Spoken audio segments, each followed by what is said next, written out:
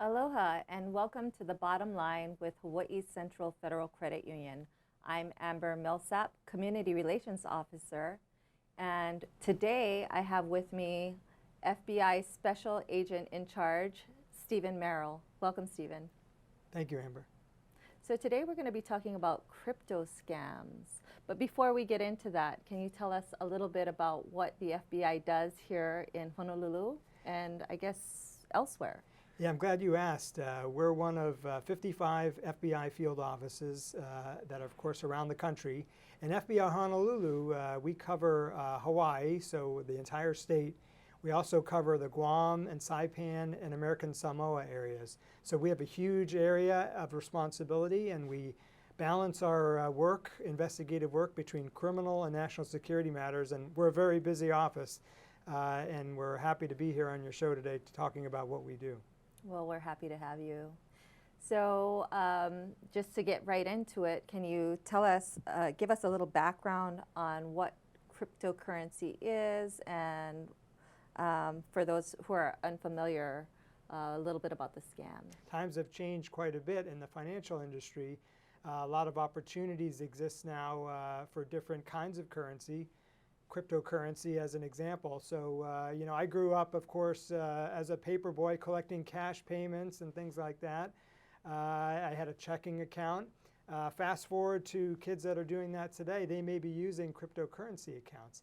And what that is, it's an electronic means to transfer money. So you and I wouldn't be exchanging dollar bills, we'd be exchanging things on a computer where I could hit send and you'd receive some money via a cryptocurrency. So it is an important way, a new way of exchanging information and financial information, money across the world. But it is also used as an investment vehicle because different cryptocurrencies, and there's many of them out there, thousands in fact, some only last a day or two and some have withstood the last few years. But these change, ebb and flow in value. So not only is it used to exchange money, but it's used as an investment vehicle, which is why the FBI gets involved, because one of the scams, as you mentioned, regarding cryptocurrency is a fraud scheme where a criminal will be trying to convince a potential victim to invest in a certain cryptocurrency, which may or may not actually even exist. They may have just made up the whole thing so that they can get a huge return on their investment. So we're seeing a rise in these crimes here in Hawaii. Why do you think that is? People want to make money and want to do it easy and not the old-fashioned way. And there is a lot of money to be made through cryptocurrency investments because the prices do exchange quite frequently, go up and down. So there is money to be made, and people want to do it and take that risk. That's up to them. But because of so many of these are actually scams, there's a high likelihood, if they're not careful, they could be defrauded. And what's the scale of this type of crime here in Hawaii? Yeah, the scale is hard to believe, in my opinion. Nationwide, worldwide, FBI has reported $5.6 billion in losses. Of that $5.6 billion in 2023, and in fact this doubled from 2022 to 2023, and in our state alone, we have seen that there's been $32 million of loss due to cryptocurrencies claimed. And it's an interesting point because it does show, one, that the scale is growing, and I expect will continue to grow. But another interesting part of the scam is that not only will the cryptocurrency scammers trying to get you to invest money, but they're also, and sometimes will ask you for more money so that they can recover losses for you once you realize it is a scam.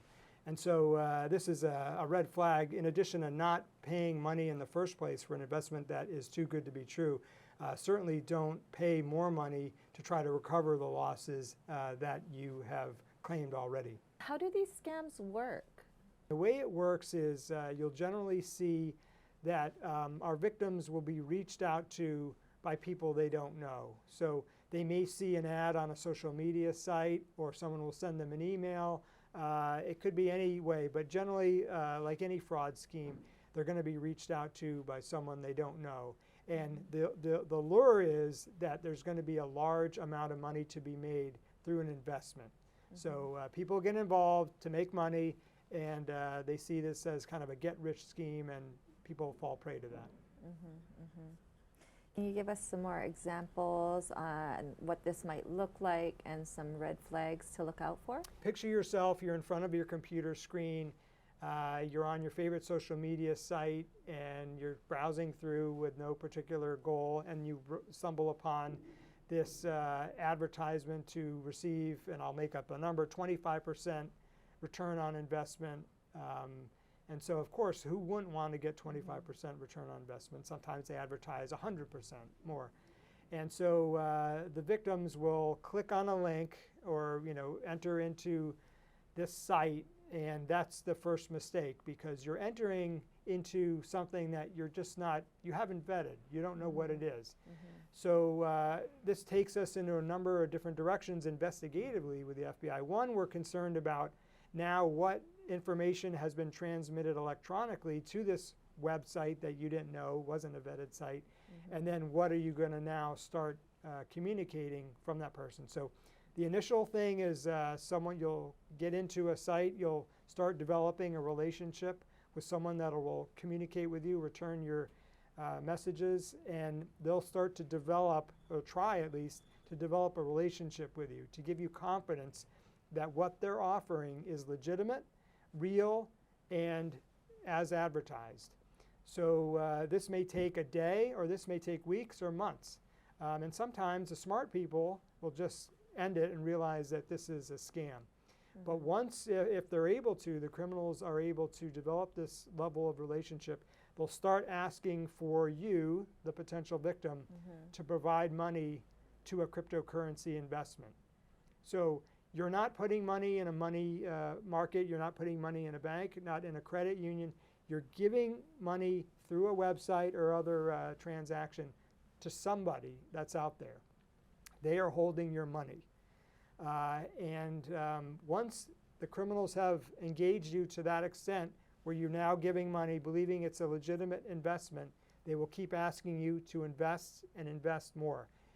And so just the fact that it's cryptocurrency should be somewhat of a red flag? Yeah, getting back to the basic, yes, cryptocurrency is a red flag. Again, this isn't a traditional banking arrangement. This is something where the person on the other end of the cryptocurrency exchange is someone you don't know, unvetted.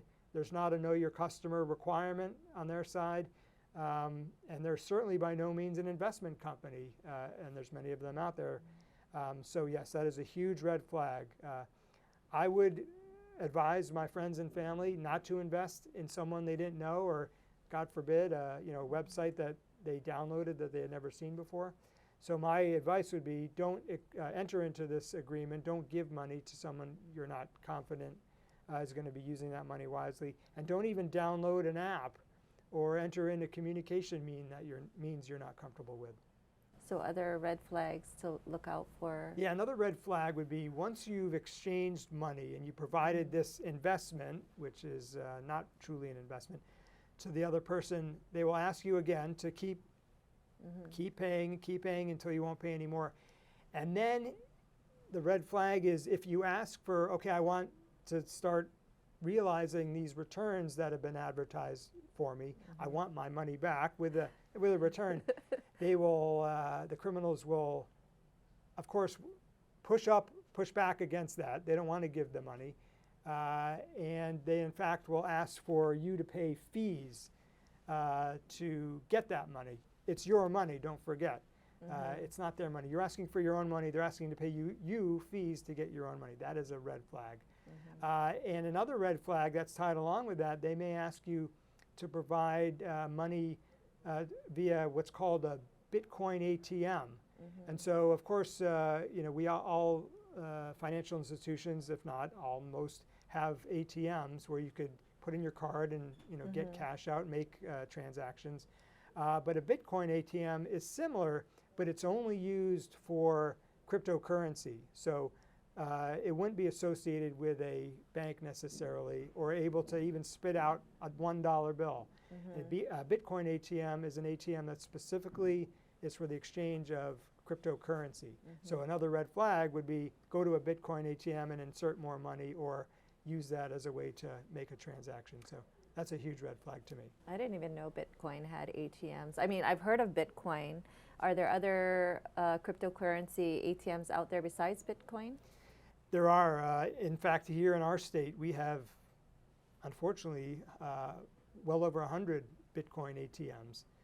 They are here, and that if you to your customers, to your clients at the bank, whether it be a bank or any other financial institution, I would certainly advise them not to use that unless they know for sure that the person on the other end is someone that is trusted and vetted. One of your agents came down to our office to do a little education on something called pig butchering. Did you want to expand on that? Yeah, pig butchering, it's a term that's used in these cryptocurrency scams because what it's trying to associate is when farmers are, as a commodity, pigs, they're trying to sell pigs for food. They don't want to sell that pig until it is plump, healthy, and has the ability to produce a lot of meat. So what the criminals are doing in these cryptocurrency scams is they see you as that pig. They want to get you when you're small and have a small money in your amount of money in your account and grow that money just like the farmers are growing a pig to the size that the pig can't be any larger. So the criminals are, again, trying to get you to provide as much possible money as they can before they butcher you, before they cut you off. And so in reality, there's no limit to what they will ask the victims to provide. They will keep asking the victims to provide more investment, more money until the victim gets smart to this and stops payment. So that, in my crude definition, is what pig butchering is for cryptocurrency. It's trying to get the victim to provide as much money, a biggest pig as they can before they escape with all the money, and you'll never hear from them again. When we're talking about cryptocurrency, what should we be looking out for? It sounds like these scams are usually longer term. Am I right? It may be a one-off situation where one person, a victim, provides money and then realizes this is a scam and they stop it. Or yes, if they believe it's a legitimate investment, people could have this, drag on for months.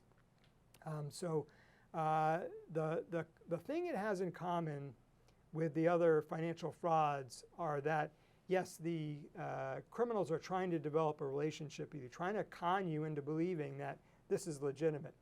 But in the cryptocurrency scam, it's really unique to the fact that it's being advertised as an investment scam, not preying on your heartstrings. It's preying on your greed, for lack of a better word, trying to convince you that you're going to make a lot of money. Are there things that, like tips you might have for someone that is maybe fallen victim or suspects that they're fallen victim to a scam?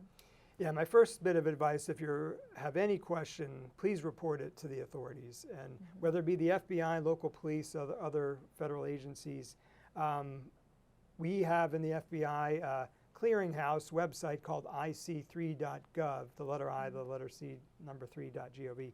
And that is used as a way for the FBI to aggregate all this victim information and use it to task our agents and analysts to go investigate these cases and work with our partners overseas in many cases to try to do this. A lot of times these investment scams, by the way, are run out of what we would traditionally call like a boiler room, where there's a huge building and there's people. If you walked in, it would almost look like a legitimate business where people are at computers making phone calls and stuff like that.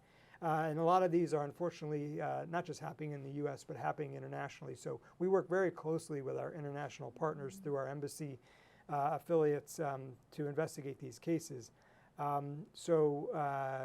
Getting back to your question, the first step really is the most important for us when you are making a complaint to the FBI. Let us know at ic3.gov what means you used to contact these people on the other end. Was it a website? If so, what was the website? Was it an app?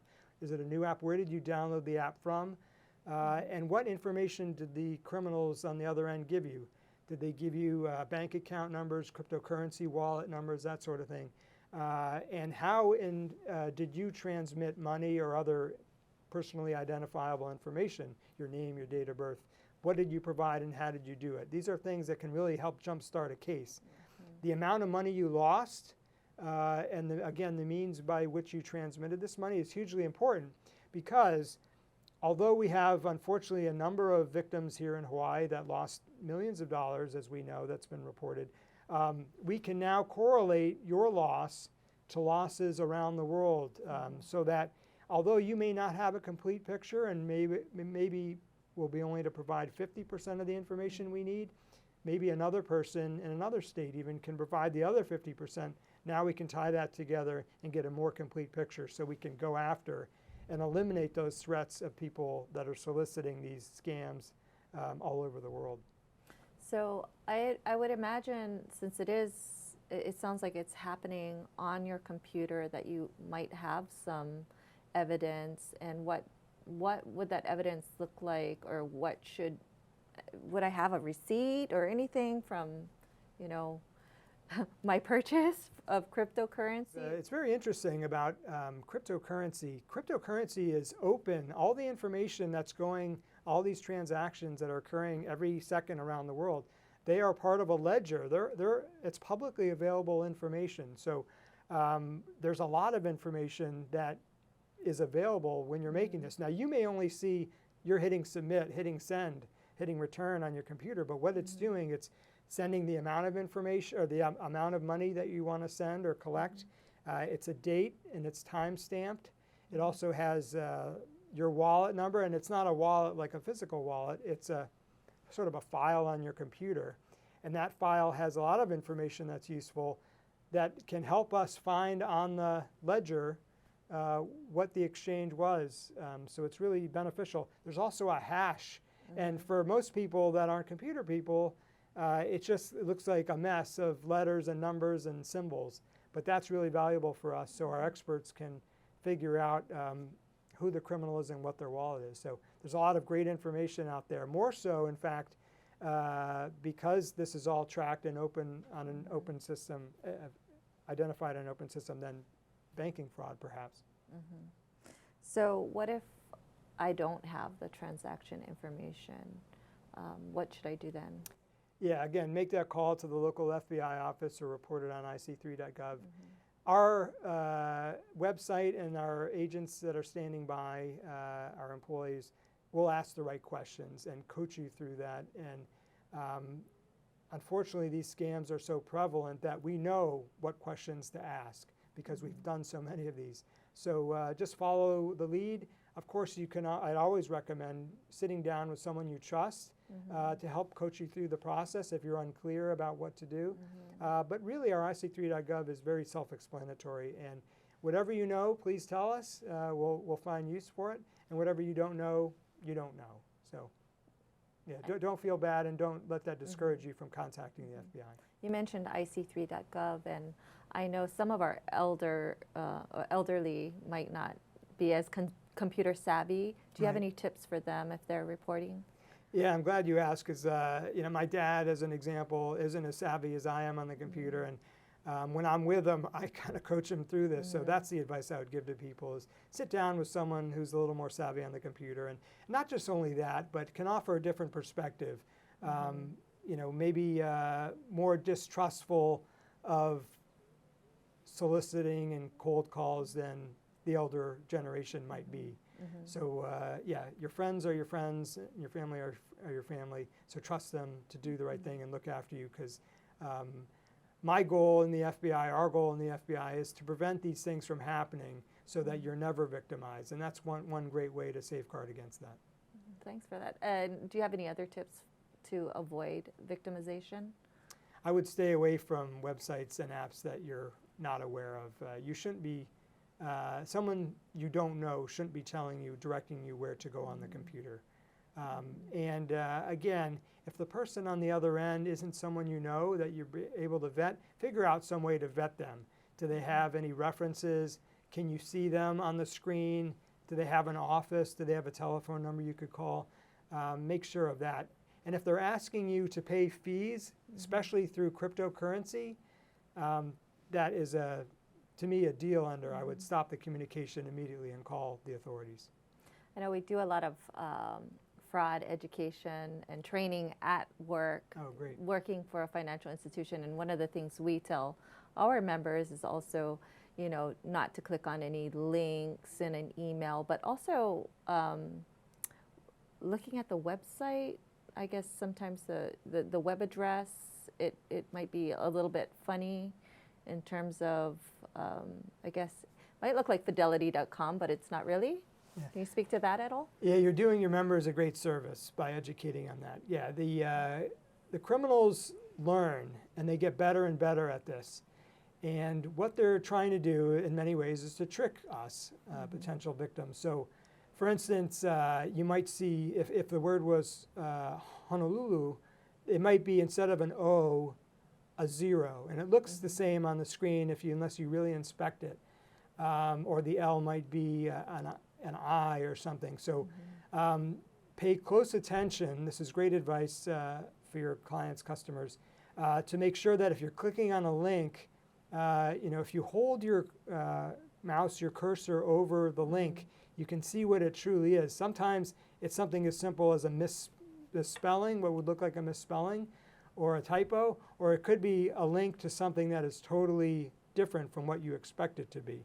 So these are great advice tips for victims out there to make sure that what you're clicking on is in fact what you're trying to go to. Well, they're getting so savvy nowadays that it's like you almost don't even notice it. Even if you're hovering over it, you have to be very careful, it sounds.